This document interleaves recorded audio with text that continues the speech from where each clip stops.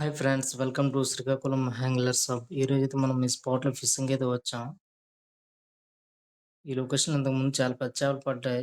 మరి ఈసారి పడతాయో చూడాలి. ఫైనల్ అయితే మాకైతే ఒక చేప అయితే స్ట్రైక్ అయింది. చూడండి ఎంత గట్టిగా లాగుతుందో. చాలా లోనుగా తీసుకెళ్ళిపోయింది ఇంకా లైన్‌ని.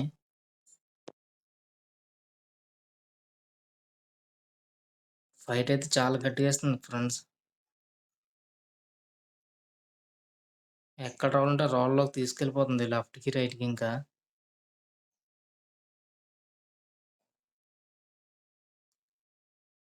రాళ్ళయితే చాలా జారుగున్నాయి ఫ్రెండ్స్. చాలా స్లిప్ అవుతున్నాయి కూడా కాళ్ళు ఇంకా.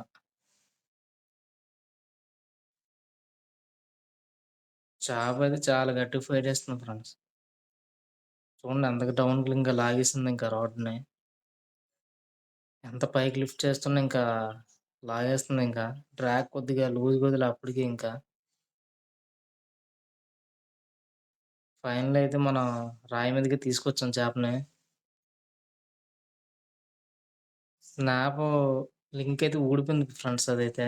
ఇంకా గట్టిగా కొద్దిగా నీటిలో ఫైట్ ఇచ్చుంటే హుక్‌తో ఇంకా బొమ్మతో తీసుకెళ్ళిపోయిందని ఇంక చేప. ఏదో లక్కీ ఇంకా పైకొచ్చేసిందింకా.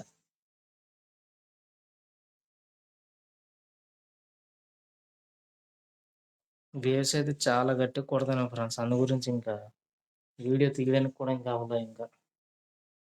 ఫైనల్ అయితే ఒడ్డు మీదకైతే ఎలాగోలా తీసుకొచ్చాం. చూడండి ఫ్రెండ్స్ ఎంత పెద్ద చేప. పార చేప అంటారు దీన్ని. GT fish. ఇది మనకి జీమాన్ పెర్ల్ బొమ్మతో పడింది ఫ్రెండ్స్.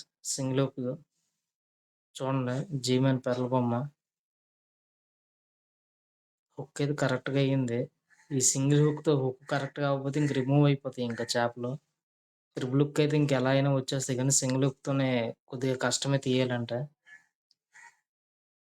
దాని తోక దగ్గర రంపంలాగా ముళ్ళుంటాయి కాబట్టి మధ్యన పట్టుకొని లిఫ్ట్ చేశా. చాలా పెద్ద చేప చూడండి ఫ్రెండ్స్ ఎంత పెద్ద చేపో.